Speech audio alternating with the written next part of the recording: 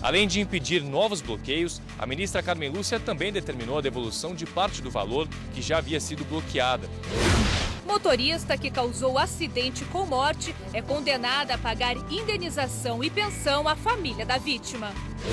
No Brasil, de cada 100 pessoas que morrem, 13 são por causas relacionadas ao tabaco.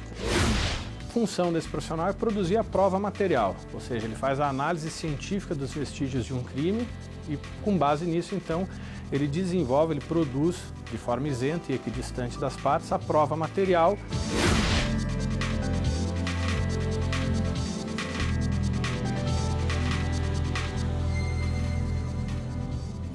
Olá, boa tarde.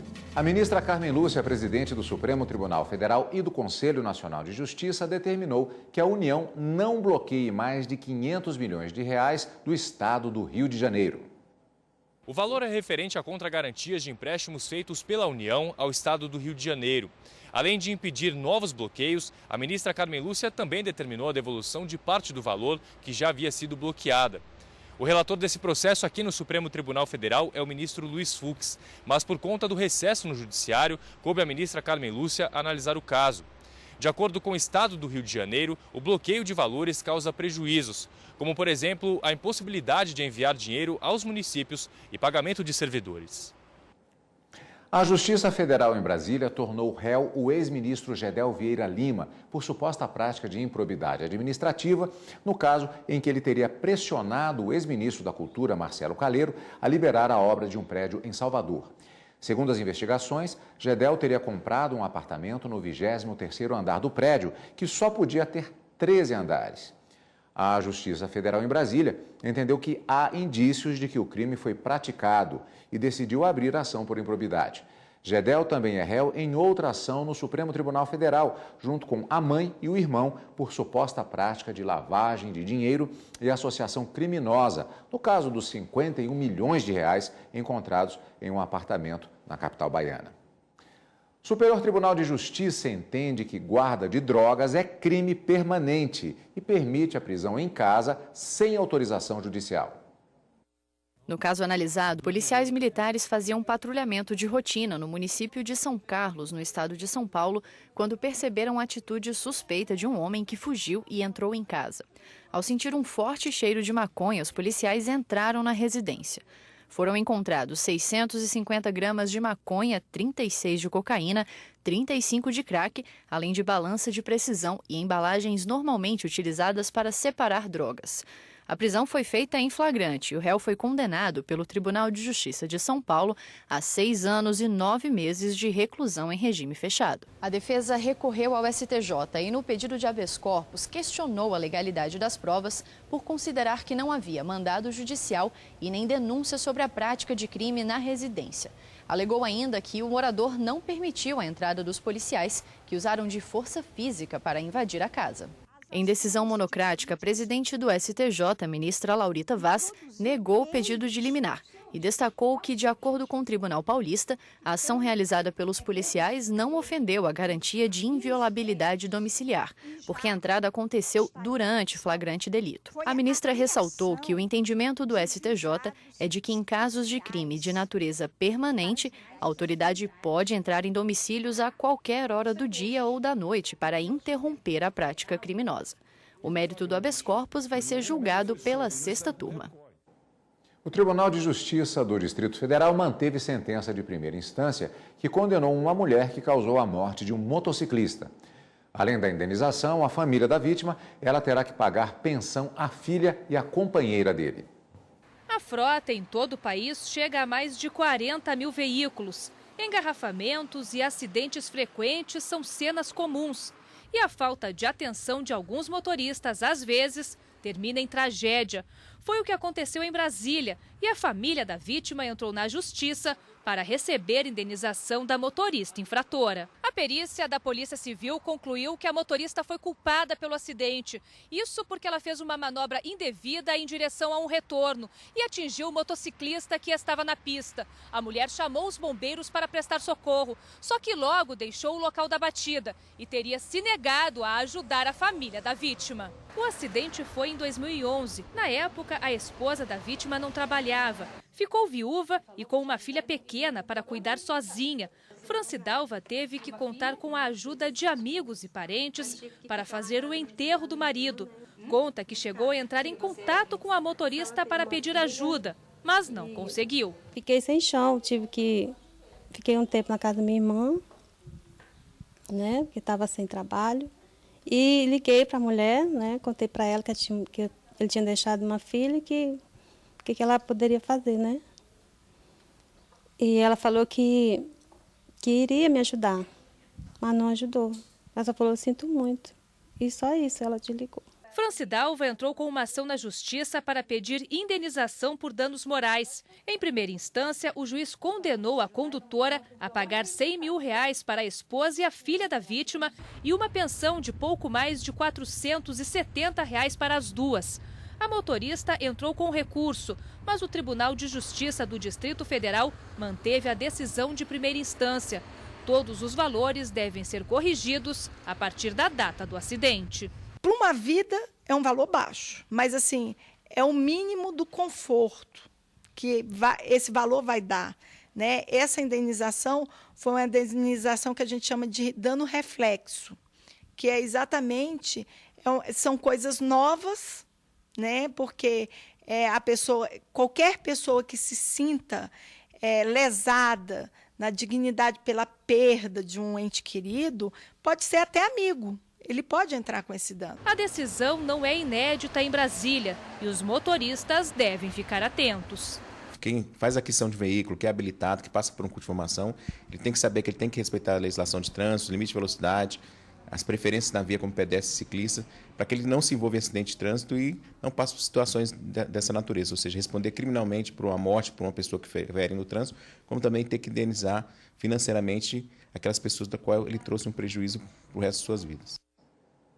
Lançada há 9 meses, a versão digital da Carteira Nacional de Habilitação ainda tem pouca adesão. Apenas 0,4% dos motoristas pediram o documento. Para obter a CNH digital, basta já ter ou solicitar o documento físico com QR Code e possuir um smartphone. O documento é o mesmo, só que adaptado ao celular. 235 mil carteiras digitais foram emitidas em todo o Brasil. Os estados com mais adesão foram São Paulo, Rio Grande do Sul e Goiás. Amapá, Piauí e Bahia estão entre os que menos aderiram. Na maior parte do país, a CNH digital é de graça. O Departamento Nacional de Trânsito, no entanto, deu autonomia para que cada Detran decida se vai cobrar pelo serviço. E foi o que decidiram os estados da Bahia e Goiás, por exemplo. Um cobra R$ 61 pelo serviço, o outro, mais simbólico, R$ 10. Para este advogado, essa falta de padronização pode ser o motivo para a baixa adesão dos motoristas. Tirar a carteira de habilitação já não é um processo barato, é um processo caro e faz com que o contribuinte venha a ter mais um ônus para a retirada desse documento tão importante. A carteira de habilitação digital dispensa a exigência da CNH de papel e pode ser usada e aceita como documento oficial. Isso, não só numa blitz, não só na fiscalização, mas quando você for embarcar no aeroporto, quando você for no cartório, autenticar qualquer documento, quando você for adentrar em qualquer repartição pública, também tem que ser, obrigatoriamente tem que ser recebido. Então, toda e qualquer oportunidade ou então momento em que é necessário apresentar um documento de identidade civil no nosso país, a CNH digital está apta e preparada justamente para ser recepcionada como tal. Agora, o motorista que usa a CNH digital precisa ficar atento. Se a bateria do celular acabar, por exemplo, ele precisa apresentar a carteira física. Se não tiver nenhuma das duas, pode ser autuado pela ausência do documento. Uma infração leve com 3 pontos na habilitação e multa de R$ 88,38. E ainda nesta edição do Jornal da Justiça, pesquisa revela que o número de fumantes do Brasil caiu 36% em 10 anos. No Brasil, de cada 100 pessoas que morrem, 13 são por causas relacionadas ao tabaco.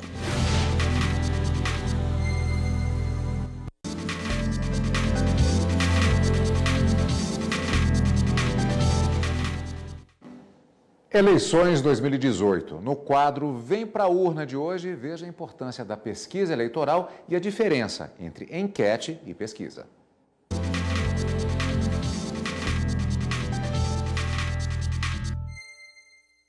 Me diz uma coisa, você confia em uma pesquisa eleitoral? Eu acredito no profissionalismo das pessoas que estão engajadas, né? Acho que tem sempre uma margem aí de possibilidade de alterar o que foi perguntado, ou as pessoas que não informam direito o que vão votar. Lá no Maranhão, por exemplo, as pesquisas nem sempre batem, entende? Agora, será que um estudo dizendo as intenções de voto dos eleitores de um lugar pode influenciar uma votação? Os dois principais efeitos que a literatura indica são efeito azarão, quando os eleitores se inclinam para o candidato mais fraco, né, um pouco repetindo aquela disputa, né, entre Davi e Golias, né? E o outro efeito a gente poderia traduzir como efeito trio elétrico, no Brasil, né? Que, enfim, passa ali um trio elétrico barulhento, etc., e as pessoas vão atrás daquele movimento, né?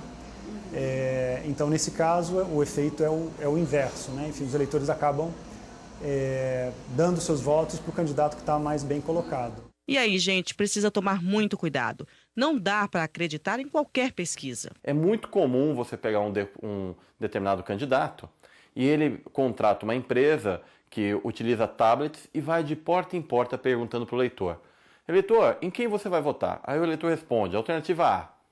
De repente, o entrevistador, com aquele tablet na mão, pega a resposta da alternativa A e pergunta: mas você sabia que esse seu candidato fez isso, isso e aquilo? Aí o eleitor se assusta e fala: não sabia.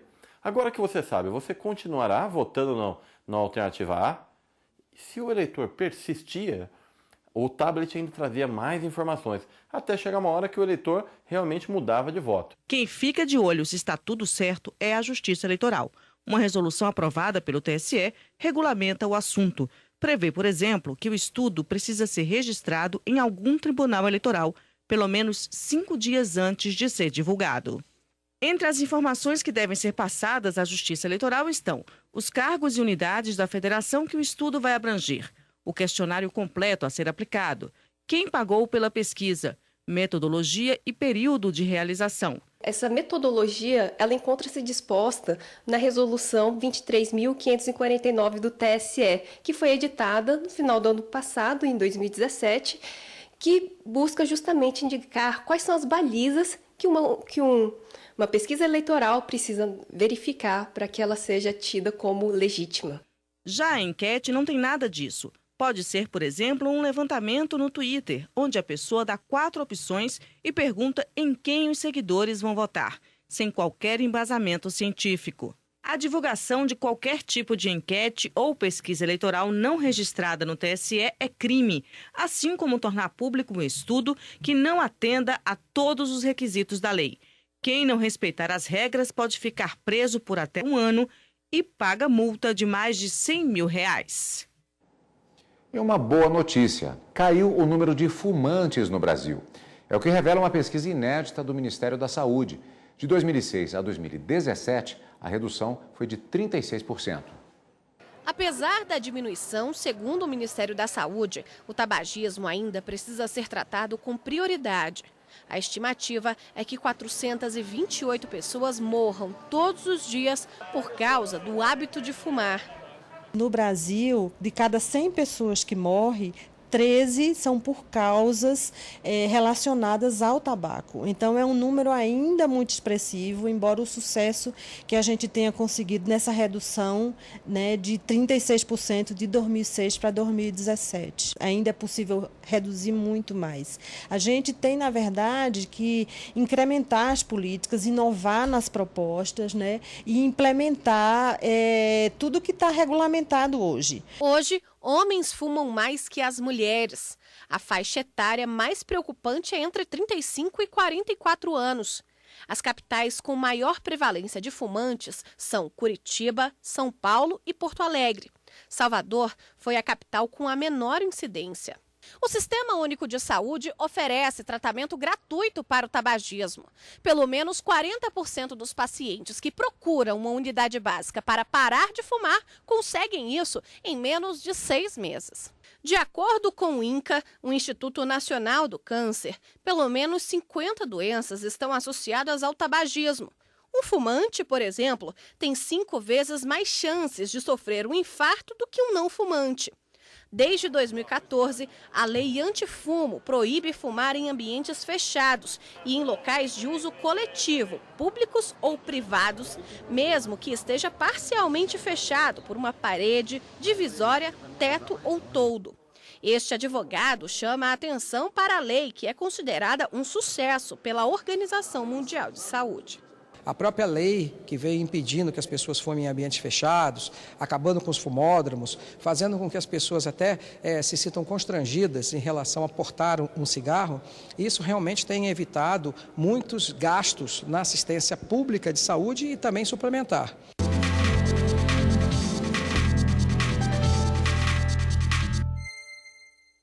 Para falar mais sobre o assunto, recebemos aqui nos estúdios da TV Justiça o advogado Samuel Marçal, a quem, antes de mais nada, agradeço a presença para falarmos a respeito desse tema, doutor. Muito boa tarde. Boa tarde, obrigado. São 36% o índice de redução de consumo nesse período de 10 a 11 anos, portanto, considerando 2006 a 2017. A lei antifumo, especificamente, ela teria sido decisiva nessa redução?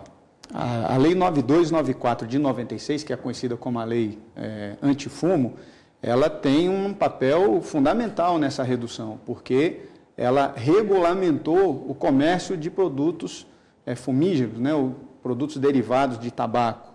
E por conta disso e dessa regulamentação, muita coisa mudou no quadro que a gente tinha do consumo do cigarro. Agora, existem também elementos culturais que podemos abordar com relação a isso. Por exemplo, uma decorrência da própria lei, que é a questão das propagandas. Aliás, eu sou da época, eu me lembro que tínhamos a referência a uma determinada marca que se dizia ao sucesso, ou então grandes carros, aviões, todo um universo, eram propagandas inclusive muito produzidas, muito bem elaboradas. A lei retirou isso. E, além disso, no dia a dia, é mais difícil você ver uma pessoa fumando em determinadas situações. Passou a ser feio. É uma mudança que é legal e é cultural também? É uma mudança cultural. A legislação ela é específica, inclusive, dizendo que você não pode fazer propaganda onde você divulgue um aumento de performance, seja sexual, seja esportiva, ou seja, vislumbrando o sucesso. A lei é clara nesse sentido. E a lei também é clara no sentido de que seja exposto nas embalagens o resultado do produto no corpo humano. Então, naturalmente, isso reduz o ímpeto das pessoas em experimentarem, por exemplo, o cigarro. Agora, com relação a grandes eventos, inclusive até as corridas de Fórmula 1, isso foi um processo bastante visível, mas também existe legislação em relação a donos de casas comerciais, que eles também são multados caso infringam a lei. Isso tem sido aplicado? Tem sido aplicado. Existe uma fiscalização bastante grande, inclusive por causa da concorrência comercial nesse mercado, né, de tabaco, e a lei ela prevê desde a advertência até multa e, no caso de estabelecimento comercial, recolhimento do produto e fechamento daquele estabelecimento em casos de recorrência. Isso é uma questão curiosa, porque isso significa, então, que como continua havendo uma disputa comercial, é um produto legitimado que ainda existe no mercado, as próprias fábricas, elas também contribuem com essa fiscalização quando percebem, por exemplo, que um concorrente estaria infringindo a lei em uma casa comercial? Eu entendo que a disputa do mercado ela precisa ser igualitária. E essa fiscalização ela existe desde a parte científica da produção do produto até a forma de se comercializar isso, de que forma a propaganda está sendo feita, aonde esse produto está sendo vendido, que tipo de consumidor ele vem sendo alcançado. E as próprias indústrias colaboram para essa fiscalização. A pesquisa apresentou obesidade abdominal maior 130% nos homens e nas meninas 60% entre os jovens. É mais difícil convencer os homens a deixar o cigarro? São eles que mais fumam? É curioso dessa pesquisa, e ela não é conclusiva, inclusive, porque não foi diagnosticado se essa circunferência abdominal ela veio antes ou depois do consumo do cigarro, até porque a queda do consumo ela é de 11 anos, né? E se a gente pegar o adolescente, a gente vê que essa faixa etária é pequena. O que a gente observa é que a experimentação provoca o uso do cigarro. E é uma geração que vive ansiosa, é uma geração que vive sem muita prática da atividade física, né? E acaba que essa combinação de fatores e a ingestão de produto tóxico fatalmente vai provocar esse aumento da circunferência abdominal, por exemplo. Só essa questão eu acredito que daria uma reportagem ou talvez até um programa, né, doutor? Doutor, muito obrigado pela participação nesses esclarecimentos. Eu que agradeço. E vamos continuar acompanhando. Muito obrigado. Um grande abraço. E no próximo bloco do Jornal da Justiça, no quadro Profissões, conheça o trabalho dos peritos criminais. A função desse profissional é produzir a prova material, ou seja, ele faz a análise científica dos vestígios de um crime e, com base nisso, então, ele desenvolve, ele produz, de forma isenta e equidistante das partes, a prova material.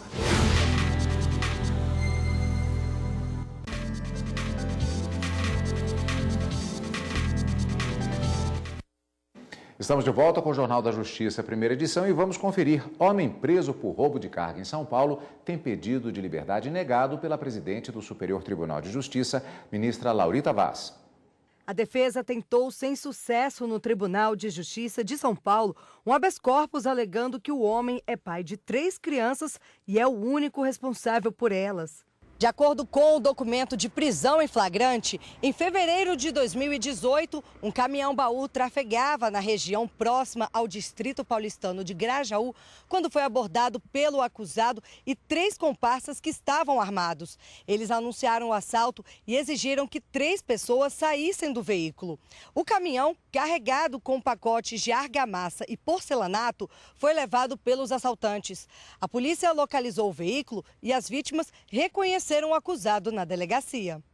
Ao analisar o caso, a presidente do STJ, a ministra Laurita Vaz, destacou inicialmente que, para fundamentar a necessidade da prisão preventiva, o Tribunal de Justiça de São Paulo considerou a gravidade do crime e as circunstâncias da prisão, já que o homem foi detido logo após o roubo e reconhecido pessoalmente pelas vítimas. Em relação à necessidade de cuidar dos filhos, a ministra disse que o Tribunal Paulista concluiu que existem outras pessoas responsáveis pelas crianças.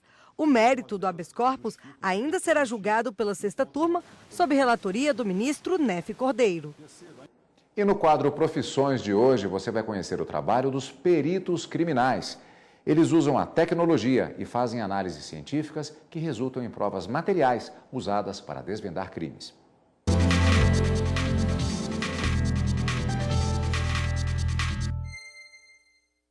Fazer coleta e balística, analisar vestígios e DNA de suspeitos, identificar substâncias químicas ilícitas.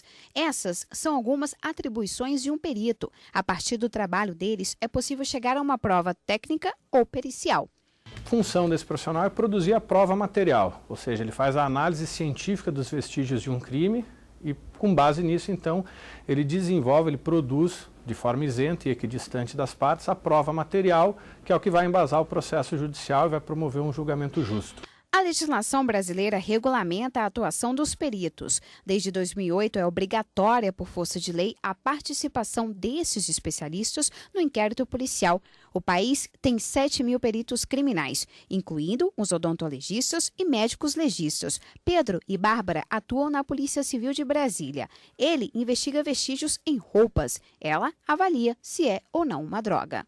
Normalmente, a gente atesta que contém cocaína, porque as apreensões que a gente recebe, elas são misturadas com outras substâncias, normalmente lidocaína, cafeína e fenacetina.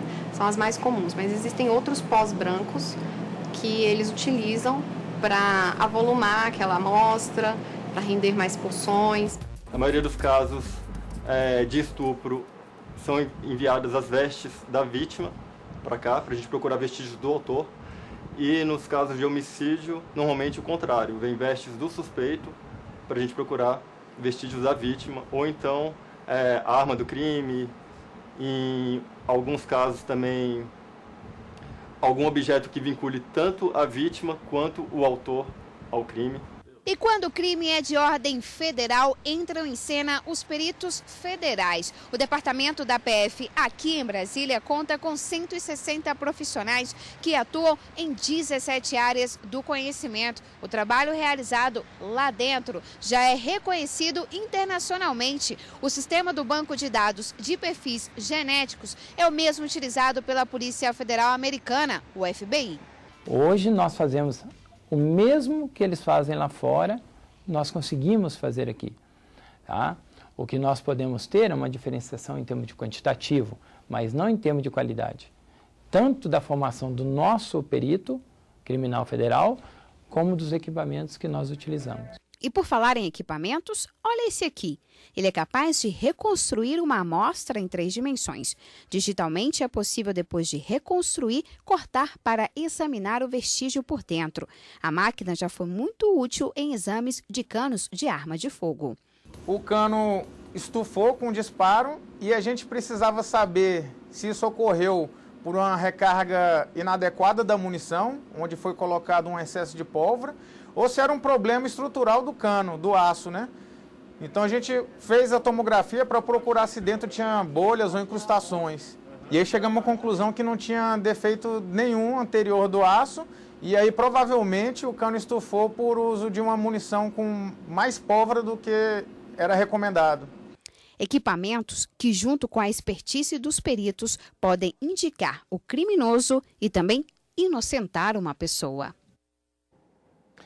E você pode acessar nossa programação, rever reportagens e os programas da emissora no YouTube. É muito simples, basta acessar youtube.com/TV Justiça Oficial. E hoje nós ficamos por aqui. Obrigado pela audiência e até amanhã.